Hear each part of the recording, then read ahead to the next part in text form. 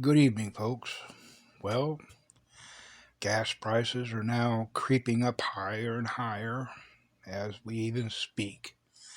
Just today, my local station that I always get my fuel at changed the price twice in one day.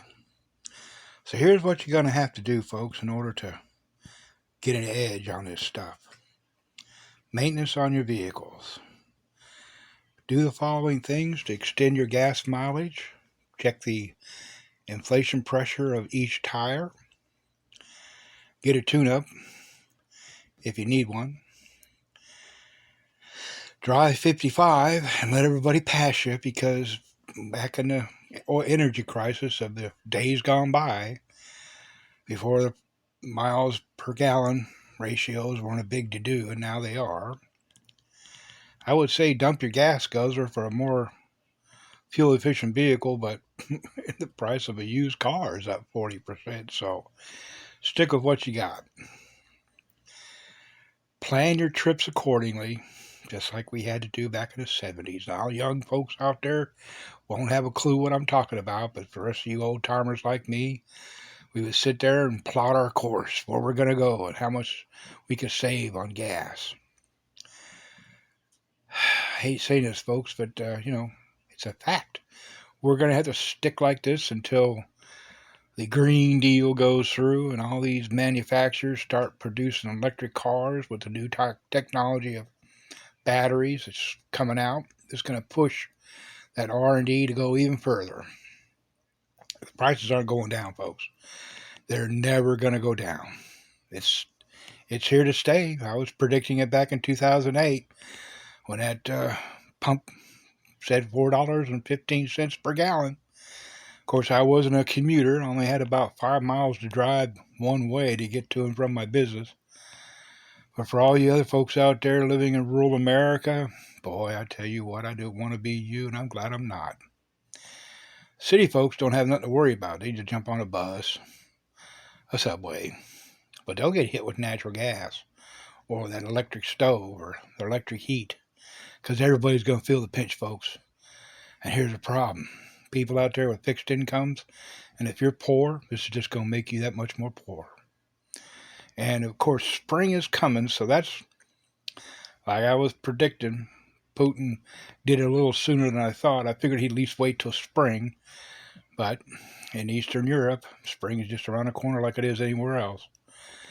So people won't be using that much energy to heat their homes, but come May, June, July, August, September, they're going to be using it to cool the home if they don't have a basement or another way to bug out.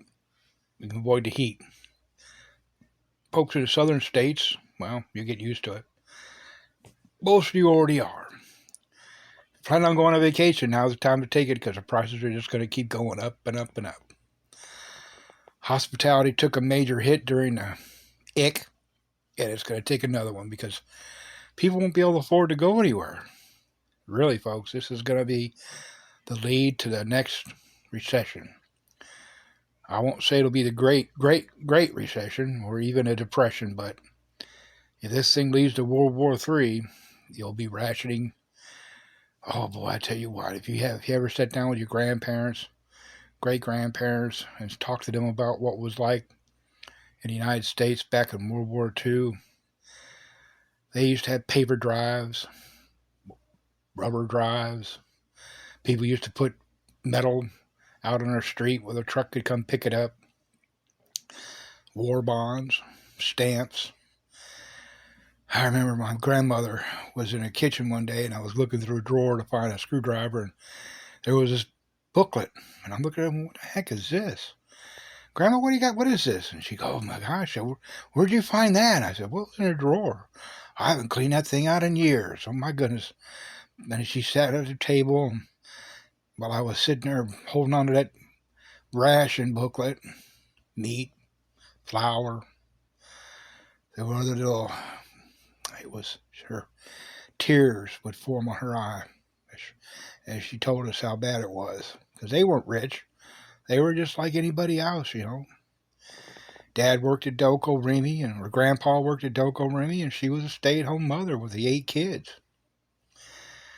Well, It was all about friends and the church and putting everything together as best you could.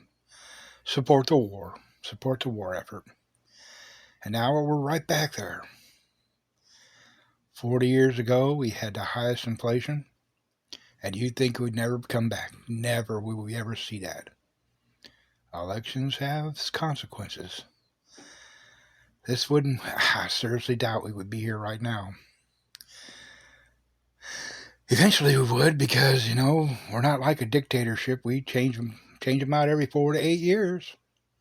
The next person gets in there and messes it up. I mean, I'll just leave it at that, folks. But we have to bite off a big piece of a turd sandwich and chew it slowly, because we can't get through this any faster.